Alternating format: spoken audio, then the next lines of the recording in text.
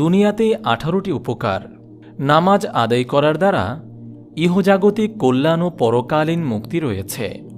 আল্লাহ তাআলা কোরআনুল কারিমে নামাজ সম্পর্কে প্রায় 109টি আয়াত অবতীর্ণ করেছেন, যা থেকে নামাজের তাৎপর্য উপলব্ধি করা যায়। এই ভিডিওতে চিকিৎসা বিজ্ঞানে নামাজের মূল্যায়ন সম্পর্কে সংক্ষেপে আলোকপাত করা হলো। তা হল নম্বর 1, সময়ানুবর্তিতা।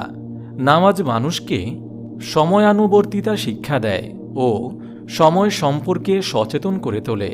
প্রখ্যাত সাংবাদিক দেওয়ান সিং লিখেছেন, নামাজ এমন একটি আমল যা মানুষকে সময়ানুবর্তিতা শিক্ষা দেয়। নম্বর 2, শৃঙ্খলা। নামাজের কাতারে এক ধরনের শৃঙ্খলা দৃশ্যমান।